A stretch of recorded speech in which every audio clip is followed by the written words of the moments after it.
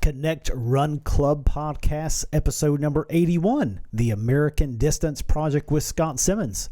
Hey, welcome back, runners, to the Connect Run Club podcast, and happy Global Running Day. It's not National Running Day. It is global. Is there a national that's separate? I don't think so. I think it is all just Running Day. Yeah. I think it used to be like called that, but it's truly Global Running Day. Global Running Day. June the 1st. So I need to get this out today. You need to get this out for today. Global Running Day. For Global Running Day. June 1st. We had Memorial Day weekend, I guess, Memorial Day weekend in the States. Mm-hmm. And so I just got back from the beach. So there's nothing wrong with that. A little bit late going out. Did you run on the beach at all? No, but my father-in-law did. So I swam. I swam in the ocean, which is good. It was hot. It was really hot and muggy. So I don't want to get out in it. Yeah. So we are excited this week. We've got Scott Simmons, which we'll dive into in a second. But last week we had a really fun conversation with Run Repeat. What was his name? Jens out of Norway. He is currently in Norway, getting ready to move to Sydney, Australia. So how you like that? Going from Norway to Sydney, Australia. Repeat, which you guys should check out. Does tons of running shoe reviews. And I got some running shoes for less than $40 from Run Repeat. So there you go. And we put a message out on our Facebook group, which you guys can check out at connectrun.com/Facebook, or to search Connect Run Club and check out the closed group. And a lot of folks had used it and they liked it. So so we want you guys definitely to join that group. We've got free coaching calls each week, or usually each week. We're going to do one, try this Thursday, where you guys can ask questions with Trey, as well as connect with other runners. And so we're a little over 500 folks in there now. And we're going to do some really fun stuff with it this summer, coming very, very soon once we finalize the details. So some fun stuff. So you guys want to join that. Again, that's connectrunclub.com/Facebook. But Trey, let's get into our chat today with Scott Simmons. Yeah, Scott, this was one of my favorites just because of his background and his coaching beliefs, which they're very, very similar to mine. So the other thing that's intriguing, so Scott is a coach to elite athletes, and especially the idea between the American Distance Project is to absolutely help further American distance runners. And so you're going to see a lot of his athletes who are trying to qualify.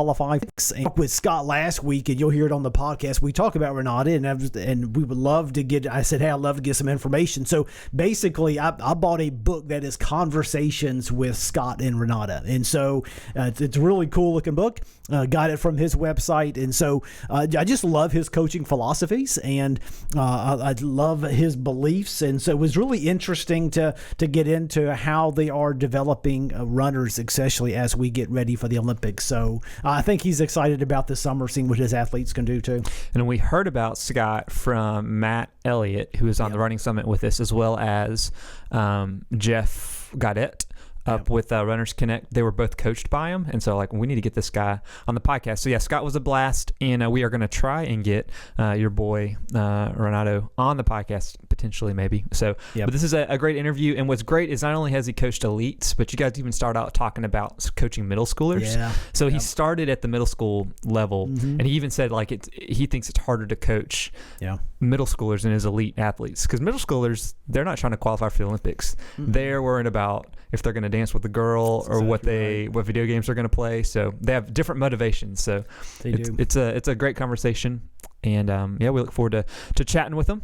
And again, guys, we don't have sponsors, but we love if you guys would leave us a rating and review. That's the best way you can help us out with what we're doing. And so it costs a little bit of money to put this out. So you guys can just leave us a rating and review on iTunes. And it doesn't have to be good. You can just tell us whatever you think. And so it was funny. I sent Brandon yesterday. I was reading about different running podcasts, and we had a listener go on there and even recommend our podcast. So I thought that was kind of cool. We appreciate it. Yeah. So share it with your friends. Leave us a rating and review. But without further ado, the American Distance Project with Scott Simmons, episode 81. We're almost at 100. This is the Connect Run Club podcast. Learn from beginner and expert runners alike as they share their struggles and accomplishments. Whether you're training for a 5K or an ultra marathon or anything in between, we want to help you reach your goal by running connected. Well, Scott, again, thanks for taking some time to join us today. Excited to talk with you as I kind of read more about the American Distance Project and your coaching. I really got excited to talk with you today. And so, and I think you had mentioned as we were kind of preparing to talk, you've got how many years of coaching have you been at? What, 23 years of coaching? Is that right? I think I started as a graduate assistant coach in 1990, although I did coach middle school kids before that when I was in college. I don't know if that counts. That was a lot of fun. Hey, it does count. Speaking of a kid who is in middle school cross country right now, trust me, that's a ton of fun. So it is. You know, one of the things I love about that is that it is funny just watching my son from he started middle school cross country in 6th grade, going up to 8th grade. And I tell you what's really funny to me was watching him progress because, you know, in 6th grade, and you can probably speak to this, you know, they're not used to doing something that will actually cause them discomfort. And so all of a sudden transitioning and realizing, oh, there's a reward at the end of this if I can actually kind of find that way to push myself. So watching that transition has got to be a lot of fun, right? It really is. And you know what, sometimes I have more respect for good middle school and high school coaches than I do for college coaches or professional coaches, because they get kids who come to the sport for not to be Olympic champions. They come out for every other reason but performance. They come out because they're friends, you know, because, you know, something to do. And a good coach is the one who is able to craft small successes, you know, in that kid's life that then motivates them and shows them what they can be, you know, what their potential is. So. Well, I love the way you said that, because there is, you know, especially during those middle school years, there's enough going on in their life. There's enough doubt going on. All of a sudden, when they begin to achieve something that they didn't think they could do, what a great time for them in middle school for that to happen too, with so much going on for them in their life. Yeah, and I think that's part of the value of the sport. It starts at a young age, but that same value should continue throughout the career of an athlete. Of the, you know, those small successes, and it's not the public aspect of it; it's the personal aspect of it. How did you get involved in coaching in the first place? So I was one of those middle school kids who somebody should have told me to quit because I wasn't very good at all. and seriously, my senior year in high school, I was still stuck with it, and finally got a good coach, guy named Gary Droz. I think he coaches high school at Maclay in Tallahassee now, and you know, he's the one who actually structured some training, which then brought about some physiological changes, and you know, got a college scholarship to run. It's like, really, I can keep doing this and you know, I can go to college. So, you know, that's kind of how it all started. And, you know, another aspect with regards to, you know, thinking about coaching was, so this is probably 1985. And ironically, there's a tie-in here to Colorado Springs. So I was a freshman, either a senior in high school or a freshman in college. But USA Track and Field used to have a junior elite camp. If you made some kind of a standard, and I think I hit in the 5K, they'd bring all of the top kids, you know, from around the U.S. out to Colorado Springs, and bring all these coaches like Pat Shane and Joe Vigil and these other coaches, and you know, and teach the athletes about running. It was an educational component, and it you know, that's really where it began to think about, wow, so there's a lot out there, and there's a lot of science behind it, and you know, starting to think about that as an athlete. Obviously, when you begin to coach, it expands to the athletes that you coach. That's fascinating. Can you tell us about the American Distance Project and kind of where that started from? Yeah, sure. So, you know, I guess for most of my career until 2011, 2012, you know, I coached collegiately. And through that process, I had some athletes who excelled in college. Fernando Cabada being one. He broke the American record for 25K as a senior in college. And I continued to coach him after college in his, you know, marathon debut, which went quite well, 2:12. And you know, coached a few other, you know, athletes apart from collegiate athletes throughout my career, and continue to do that. And that's kind of where the American Distance Project kind of started. And, you know, when it really kind of took hold was when I kind of got to the point with regards to, you know, the NCAA and college administrators and all of those restrictions.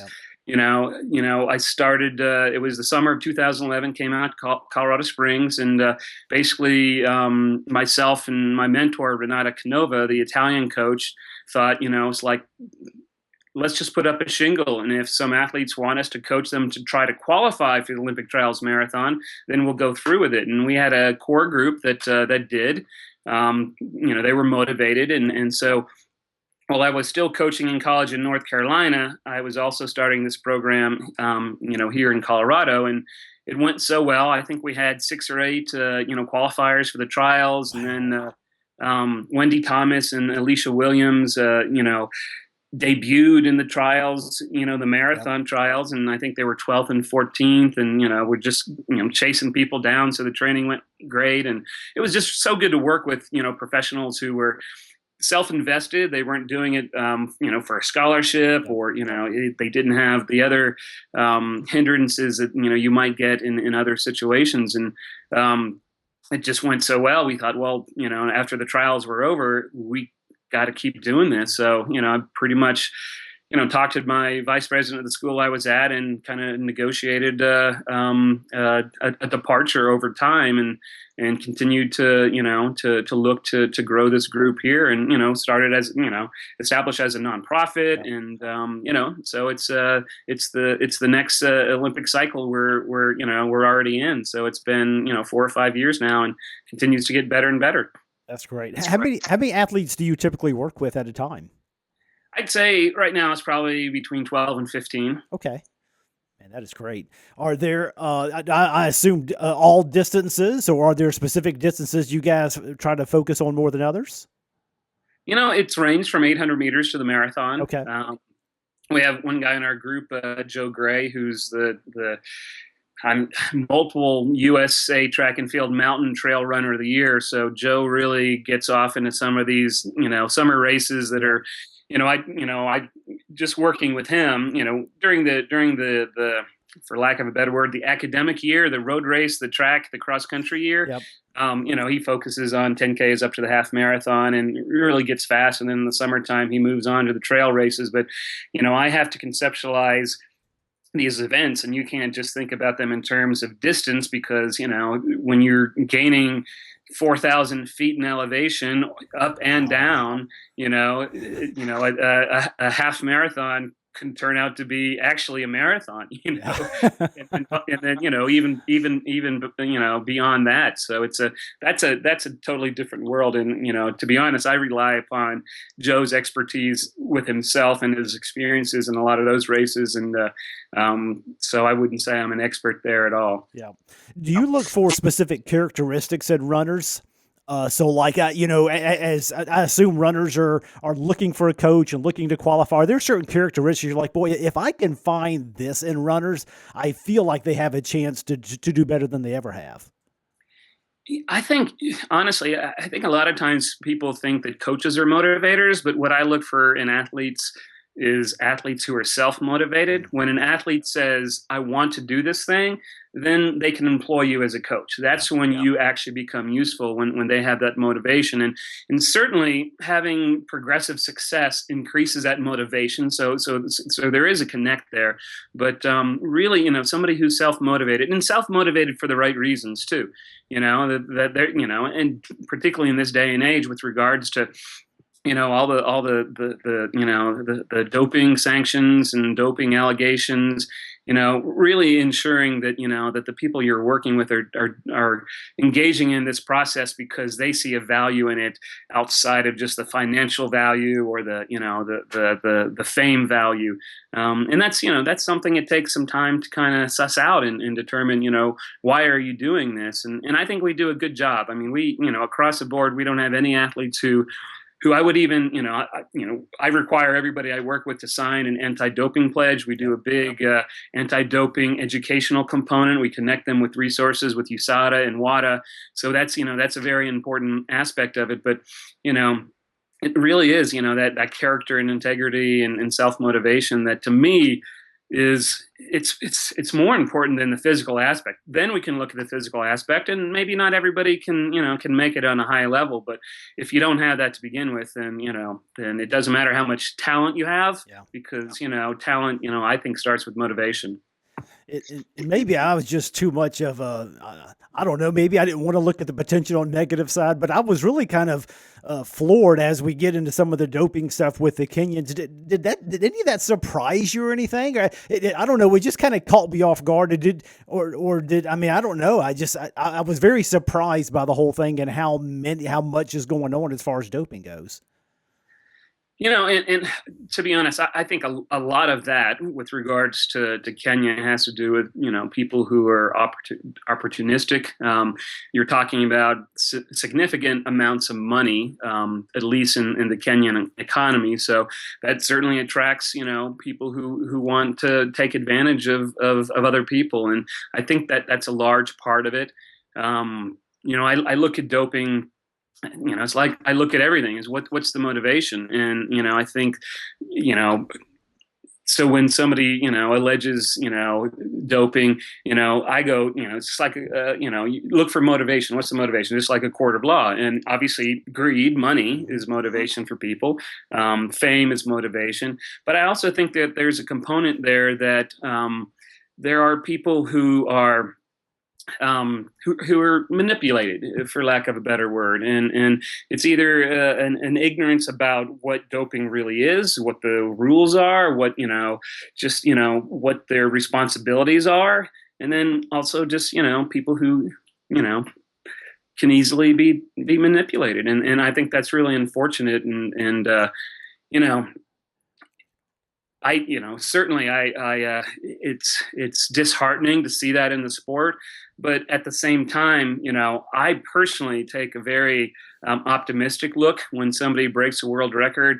I'm not the person who says that they've got to have been doping, even if it's a very sudden apparent progression in performance. Look for other reasons for that, like good training and good health and good resources and things like that. I look for that first. But it's certainly out there. But I just don't think you can stand on the line and focus on that. You got to focus on yourself. Yeah, and it's funny. We interviewed Ed Caesar last year, who wrote the book 2 Hours. And it was really interesting talking to him. But then I watched, I guess last month, I watched the London Marathon and watched Kipchoge just throw down an amazing time. And, the interesting thing to me is especially what goes on in those countries. And what was shocking to me as we talked to Ed Caesar about it was just the number of athletes. I mean, it's just like they're lined up one after another. Yep. And there's such a short window for some of these athletes. I think that's what shocks me. Sure. And, particularly you have to remember what the social economics are in Kenya and Ethiopia and in these countries. It's not an easy place to live. So it's not an easy place to live as an athlete either. I mean, there's civil unrest, there's corruption, there's lack of facilities and resources. There's a lot of motivation, obviously, and a lot of belief in themselves. But, I think one thing you're going to see, when we start talking about what are the limits, and, these are ambiguous things, a 2-hour marathon or, 40 years ago, a 4-minute mile. Those are really, lines in the sand. But, I think we're so close to that 2 hours right now that I do think that's possible. And, but I see it, because when you see Kenyan-based athletes who are running 2:03, you also see a lot of inconsistency, after they run 2:03, which, then they have a lot of money, then they have a lot of responsibility. And again, they're living in this pretty unstable environment. I think what you're going to see happen is athletes of that same ability who, whether they achieve citizenship in a new country, like a lot of our new Kenyan Americans, either through the U.S. Army or just through naturalization, just having the stability that we have here in the U.S. and now the resources we have in the U.S. I really think those are two. The human resource, and then these the coaching resources and the training resources.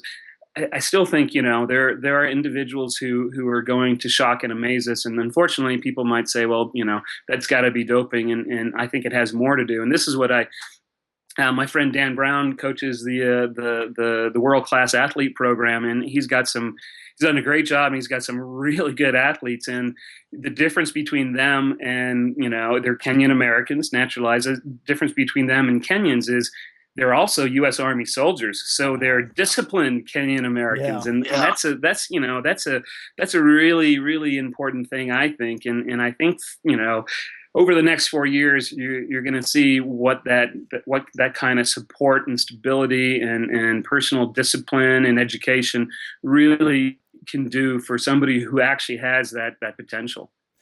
I've wanted to ask this question to a coach for a while, so I'm glad I got you on here. As we saw the success that Ryan Hall experienced in running, do you think elites can be successful without coaching? Because I know there for a while he kind of did his own things. Do you think elites can be successful without coaching? You ask that question, and then throughout the history of the sport, I can think of a few athletes who seem to be better off self-coached, and I think it's like anything else. I actually had a conversation yesterday with there's a physical therapist here in town, and he works with one of our athletes, but he doesn't work with our group. His name is Simon Gutierrez. He's a great trail runner. He's about my age. He's still a great trail runner and a really good physical therapist. But my conversation with him with regards to a physical therapist is, isn't it better to have more than one perception? Isn't it, I would like an athlete who has some biomechanical issue not to just see me, but to also see my physical therapist, and then possibly to see another physical therapist who has a different experience and different perspective. So I think that relates to coaching as well, where, an athlete might think things about themselves, and they might even limit themselves because they think I could never do this thing, where a coach might have a different perspective and say, yes, you can, and here's how we can get there. So I do think, that kind of collaboration is important. Great. What gets you most excited about what you do day in and day out? What do you get most excited about coaching athletes? We just have such a positive training vibe. I mean, it's so collaborative where, we have a bunch of guys and a bunch of women working out together with the same goals of success. And, you don't always see that, and you certainly don't see it in other sports where, it's like two distinct, women who are going to line up together in pursuit of, the championship and prize money, yet they train together and they support each other and they can be happy in each other's success. Yeah. I mean, that's just, it's a great way to live and work. Well, it's funny you mentioned that. I just remember looking back on the marathon trials back in February, and you watch two teammates lifting each other up and carrying each other to the finish line. It's truly unlike anything that you experience in sport. Oh, absolutely. And then Luke Pesquetra was fourth and didn't make the team. Was not bitter, was complimentary, and it's our sport can be different, and I think it goes back to your motivation. It's like when you measure yourself against yourself, then you're happy with those results, and it doesn't always have to be me versus somebody else, and I'm going to do everything possible and legal and in the gray area to achieve an advantage where when you really can do everything that you can do. And then be happy about that process, and that's a really big lesson to learn. And sometimes it's really hard because people are focused on the outcome, but the process of training, but even the process of a race from the start line to the finish line. Did you do everything that you could do, from the time the gun went off until you finished? And if you did, then that's a success. And it doesn't matter if you're first or if you were 15th. That's a success. And too often we don't pat ourselves on the shoulder and say, hey, good job. I ran a PR. I've never done this before, because the focus was on something else that was outside of the individual experience. I loved when you were talking earlier, the difference of what a great coach did for you. What in your mind, and was there someone who maybe was your coach you kind of modeled after, but what makes a great coach in your mind? I I think experience does for sure. I don't know if you ever read the book by Malcolm Gladwell that talks about 10,000 hours, but yep. I think it's like anything else in life. The longer you apply yourself, the more you learn. And you should continue to learn, and I really think that's a big part of it. Coaches, with longevity, and documented success, and the desire to continually learn, because we don't know everything yet. Yep. Biology and psychology, we're blending two things that are very, very complicated, and a lot of different contributions there. We just don't know. It's funny. We had on, and Brandon, the name is slipping my name. We had on the author of Peak, who is basically did the research from Malcolm Gladwell's kind of 10,000 hour rule. We had him on the other day, and one of the interesting things that he told us, he was like, "Hey, forget the 10,000 hours." He said, my belief, he said, yes, 10,000 hours. Yeah, that's great. He said, but my belief is that you're shocked at what's inside you that you don't realize. He said that, and ultimately I love that about coaching, is that, a lot of times we can limit ourselves and not even realize what we have inside us. But if we absolutely dedicate our time to it and have someone push us, I think we're all shocked at what we do have inside us. I believe that 100%. And the way I describe it is like when you're prepared 100% specifically, what I found with athletes are, what we're reaching for, our reach ends up exceeding the grasp, because, we prepared so well and our focus was exactly where it needed to be. And here's 3 examples, which, I think it really displays that idea of like, the correct preparation and the correct focus produce results that nobody, even the athlete, even knew could exist. So three examples of this. So when Fernando Cabada, as a senior in college, came to me and said, I want to run the U.S. 25 championship, my spring track season. Motivation was to make the world half marathon team the next spring, because there was a selection through that process. So for me as a coach, we were ready to progress his training. So now he gave them the motivation to actually progress his long runs, progress his volume. So we prepared 100%, but we prepared to race a 25K, 2.5 times the distance that he had ever competed. But we specifically prepared for that. We didn't prepare to win the U.S. championship. We didn't prepare to break the American record, but that's exactly what happened. Wow. And that was in a debut at that distance. 2 other examples of that: Ryan Hall's half marathon in Houston was a debut, and he breaks the American record. Chris Zielinski's 10K, at Stanford, he breaks the American record. Zielinski wasn't focused on breaking the record. Actually, Galen Rupp was focused on breaking the record. Zielinski was 100% prepared for his debut at 10K and just applied himself to the best of his preparation, and then you see what happens. So, that's pretty startling. 3 very long distance races that resulted, that were debuts that resulted in American records.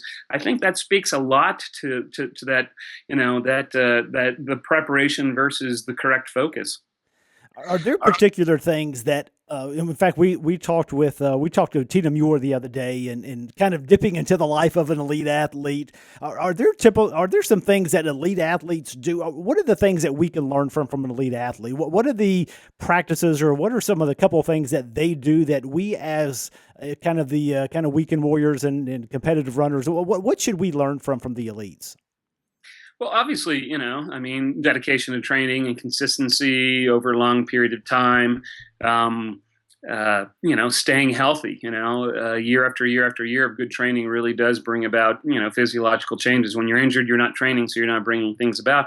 But, part of that comes from, and I know it's hard to do if you're recreational and you don't have the time and resources, but one of the things my successful athletes do the best is rest and recover. And that comes down to nutrition, it comes down to physical therapy, massage therapy, but it also comes down to sleep. When I coach Betsy Sana, she's the best sleeper I've ever seen. She can rest, she trains hard, she rests hard, And that rest leads to recovery and then adaptation on a much higher level. And I know that's hard to do if you're a college student, you have a family, you have responsibilities. That's a lot harder to do than, if you have 24 hours a day to apply yourself in terms of training and recovery. But I think it's, that's where the improvements come. That's where the progression comes, is from the actual recovery. The adaptation comes from there. A lot of us, we run, and one reason we love to run is because we enjoy it and we have fun with it. And I know those athletes work really, really hard. Are there things that you try and mix in to really keep it fun for the athletes as well? Yeah, I think it has to be fun, and that's where it comes back to motivation too. Is like where's the motivation coming from? Are you actually motivated to do this thing? Because it's not going to be easy. So you're going to have to find your own enjoyment in there. A good example of that is the high schooler that I work with, Katie Rainsberger, and her mother 2 years ago. I'd known her mother for a while. I had never actually met her. They're based here in Colorado Springs, and her mother came to me and said, I'd like some help. Katie's mother, Lisa, is a coach, but she had kind of taken her as far as she thought she could on her own as her mother / coach, and asked me to help. So the first thing that we did is the three of us sat down, because I needed to see where the motivation came from. And, of course it turned out that it wasn't even her mother's motivation. It truly was her motivation. And she had been a soccer player and actually gave up soccer because she was self-motivated to pursue running. And that's where the enjoyment comes from, and again, she's on a top level. But, it doesn't matter. It's like her individual progression, her individual successes for her are the enjoyment in it. Even if it didn't measure up to somebody else, it's still her being better than her. And that value, coming back to the individual is really what the sport's about. A few years ago, Scott, I actually went to, I'd kind of reached my kind of tipping point, or kind of my lid as far as the marathon went. So I went and actually found a coach, and it was really a lot of fun. He was a guy who had been in his 60s. He was in his 60s, and he had run so many marathons, it wasn't even funny. And I remembered one of the first things he told me. He said, hey, if you're in this for 3 to 4 months and just looking for a quick fix, he's like, you should go get another coach. He's like, that's not what this is about. And so it was really funny to hear him just talk to me about, like, hey, this is a long-term process. Is that ever something you have to reinforce in athletes? Well, it's just kind of sticking with the whole process. Oh, absolutely. And again, if you look at college, you're limited to 4 or 5 years with an athlete. If you look at junior college, it's only 2 years. And if you look at high school, it's even hard to say at what point an athlete is physically mature enough to actually seriously begin training anyway. So it's even a smaller window. So it absolutely takes time. And to be honest, for an adult recreational runner, it's probably going to take even longer, just because, you've got all those other responsibilities in your life. And even though you're qualified for Boston, that buildup might not be the best buildup. And, you're going to need some opportunities to continue that progression and some consistency. I know we have a lot of different runners who are just trying to get started doing the 5K, 10K. We have marathoners on here, and correct me if I'm wrong, but a big part of becoming a better runner is just trying to become more efficient. Are there some basic philosophies you could tell some of these athletes, so some of them that are listening out there, just trying to learn how to become a better runner today? Are there some of the most basic things they need to learn or they need to practice in order to become more efficient? I think some good advice, and it's what we use with our athletes too, is because, in order to continue to progress, you need to stay healthy. Injuries are not helping us get any better. It's actually regressing us. So, what can you do in your life, in your situation, to stay healthy? And I think the first thing is to prevent injuries. And, I do an individual biomechanical analysis myself with my athletes, which, we look at what the strengths and weaknesses are, imbalances, lack of range of motion, and then we specifically address those for the individual. But then we also use a good physical therapist who has a different set of eyes and comes from a different perspective to look at other aspects, maybe some neural things, some structural things, and again, suggesting a set of drills and exercises to actually bring about changes to stay healthy.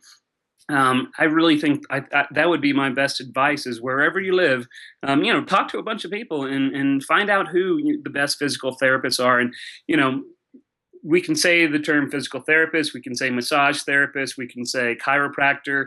In a lot of cases, the best of any of those is somebody who's kind of all three of those things. Even if their business card says one thing, they're employing all of those things, and they're educated and they have that perspective. And I really think that's probably the key. And hopefully I get some kickbacks from some of these physical therapists who can get the business, but it really is the case. Health is the most important thing in the sport. We've had just the ability to talk to some amazing athletes and coaches over the last couple of years, and there have always been three names that really surfaced, and I've loved investigating and reading each and every one of these. I'd love to get your feedback. Is Dr. Jack Daniels is one, Brad Hudson is another, and of course Renata Canova. And so would love to. And you talked about kind of the coaching with him. Would love to get your feedback, some of the things you've learned, and what it's been like to be able to coach with Canova. It's funny. I was just when I think it was probably like 2009 or 10 when we first connected. I invited him to come speak at a clinic I put on in Charlotte, North Carolina, and he accepted. And I bought an expensive plane ticket from Nairobi to the U.S. and not knowing if he would even show up, and then not knowing if he was even going to be a coach who wanted to share his philosophies. And if you know anything about him, it turns out he absolutely does, and he is absolutely open about everything, his philosophies, his training programs, absolutely everything. And, Dr. Joe Vigil is another person who's also a mentor to me and has the same absolute philosophy. Two wonderful human beings. Absolutely. So, sitting down with Canova and learning from him, I had some experience, but any coach should still be open to new ideas and new perspectives. And, I'd learned a lot, and I'm very, my training programs and my training philosophies are very much based upon specificities. Like, what do you have to do between the gun going off and the finish line? And everything in training should answer that question, should be a solution to that question. He believes in the same way too. But again, it's a matter of, what is your perspective and what's your experience too? And there was, with regards to the marathon, I guess a general American philosophy of the marathon is, just take a 10,000 meter runner and just increase everything, do more volume, do longer runs. And there you go. You're prepared for a marathon. And, to my discredit, I was semi like that myself until I sat down with Canova, and he pointed out to me what the true question of the marathon is. And and it's specificity. It actually has to do with energy stores. It actually has to do with the utilization of fat and glycogen. The conservation of glycogen and the efficient use of fat in order to have glycogen at the end, so your last 10K can be the fastest. And specific training, stimuli that bring about those physiological changes. And I never even considered it until he pointed it out. And it was like one of those aha things. It's like, what was I thinking? I was trying to, be specific, but I wasn't. So. It's funny. I was watching that marathon a few weeks ago with Chip Kogi ran, and they said that one of his favorite workouts is a 20-mile run at a 5-minute pace. And I was just like, oh my word. First of all, my mind was just spinning because of that. But it was funny. I was reminded of all the different marathon workouts, and I remember I was talking with this older gentleman once at the Peachtree Road Race Expo, and we were talking about distance, and he's like, well, you could keep doing that long, slow distance, 20, 22 miles at 10-minute pace. He said, you just become a long, slow runner. He's like, I don't know what else to tell you. It's a shift, though, in philosophy, though, isn't it? And it's really hard for a lot of us to grasp when we've seen these programs throughout time that we're like, it's just the way that's supposed to be done is what we think. Sure. And the way Canova describes it, it's about extension. So, if you can run a 5K or 10K at this pace, then we want to be able to try to extend that pace, or something at least close to that pace, over time. And that's the goal of the marathon, is 26.2 miles. And it certainly has worked with our athletes in the marathon. We've had several who have made U.S. Teams for the World Championships in the marathon, and have done well in Boston and the trials and other marathons as well. But a college teammate of mine who's my age, I'm 48, so he's probably 47. He lives in Tampa, Richie Taffet, shout out if he's going to be listening. And so Richie asked me to, put some programs together for him. And, we're both old guys. I can call him old. So we employed the same kind of philosophy, but with regards to somebody who's 47-year-olds, runs their own business, has kids, has life. But what we found is, we found the same kind of success. His marathons are actually getting faster at 47 than they have over the course of his life. And I believe this was 2 years ago when Boston was really hot, and no professional athlete ran a PR in Boston, but a 47-year-old Richie Taffet ran a PR at Boston, just employing the same kinds of things. And you talked about extension. We needed a couple years to do that and a couple build-ups. And then, again, life happens in there. But when he was able to kind of meter some stuff and, get some focus and some health, and, he popped a PR at Boston in a very warm, year with a headwind. That's amazing. Again, I feel like there's so little out there about that kind of philosophy. Do you have a recommendation of where people would begin to look for different types of training like that? Well, actually, so one of the missions of the American Distance Project, besides just, the development of American athletes, is also an educational component. So if you go to our website, we've got books. We've got my book on coaching cross country. We've got a book that I edited, which is it's called Canoathon. So it's basically transcripts of conversations with Renato Canova about his marathon philosophy, edited into text. We also have some videos and audios from Canova and a lot of other coaches too. So, there's a lot out there. www.americandistanceproject.com. Just like coaches should continue to educate themselves, and if you're serious about your endeavor as a marathoner or a long distance runner or a 5K runner, then just like your podcast educates people too. We'll make sure and put that link in the podcast notes as well. As we begin to wrap up, we always have a couple of same questions we love to ask people and kind of get their thoughts on. Looking back, whether it's from a coaching perspective or running perspective, do you have a favorite running or race memory that sticks out to you? Oh man, a lot of them, obviously. And I'm going to guess a lot of your guests, their answer to that is something that probably isn't apparent. It's not the gold medal. It's not even the PR. Sometimes it's something else. And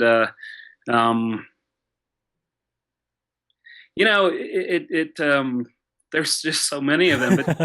But I do think the most important ones are really where there's an athlete who's achieved something personal, and it's not so much that it was on the Olympic stage or Olympic trial stage, and it might have been. I think Wendy Thomas in 2012. Unheralded that a mother of two who took up running 3 years ago would debut in 12th in the Olympic trials marathon with a 2:32. I mean, that's just like, wow, that's kind of far out there. Also going to motivation and integrity in the sport. I know you've interviewed Matt Elliott, and I was just texting with him yesterday. I don't coach him anymore. He's back in South Carolina there. But when he finished fourth in the U.S. 1500 meter championships in 2013, he beat guys like Will Lear, David Torrance. I mean, this is just a big sweet kid from is with Greensea, South Carolina.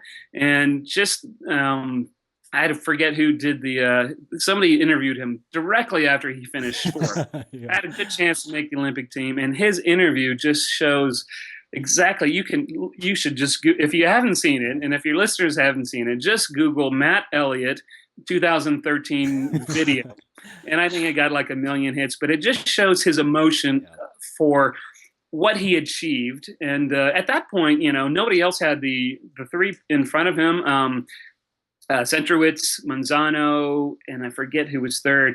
Nobody had the A standard, so there was still a chance he was going to make the World Championship team for Moscow because he could chase the standard, which he did get that summer. He actually got faster that summer and got the standard, but so did the three in front of him. But his emotion after that, for what that achievement meant for him to finish fourth in a U.S. championship, it's just you can't create that. It's just a matter of commitment, hard work, and realization. So that's probably a great example of what the sport is really about. I know you've mentioned a few today, and even the website, and we'll make sure and point back. Is there a recommended resource, whether it's a book or whether it's a website, any kind of recommended resource for runners that you've enjoyed over the years you would recommend? Personally, as a coach, and it's one of my motivations for putting on coaching clinics, is I get to invite some of the best coaches in the world to come talk. And that means I, pay them and get to listen, and other coaches and individuals and athletes and club coaches, and they can come in too. So for me, that's been tremendous. I mean, any coach that you've mentioned, I've had an opportunity to listen to them speak, and I continue to put these coaching summits together, and trying to get a higher quality of coach every time, which is a big challenge after you've had Dr. Joe Vigil and Canova and a bunch of other coaches too. But there's still a few fish out there that we haven't got here to the U.S. yet. One of them coaches at a little Catholic school in Kenya. Goes by the name Brother Calm. I've asked many times. We'll get him eventually, but he's coached more Olympic medalists than anybody else in the world. So we really need to get him to talk about his perspective on training. Kind of last question, wrapping up here. I would love to get your thoughts also on the Olympics coming up. But any recommendation? Maybe this is a selfish question, but for those of us who have kids in middle school and in high school who are running, any recommendation to keep them healthy and to keep them loving what they're doing? I would say at that age, and this was probably the best thing that Katie Rainsberger's parents did, is they let her choose what she wanted to do. So she was really, really big into soccer. So was really good in soccer too, and then ran a little bit of cross country on the side, and ran a little bit more track on the side.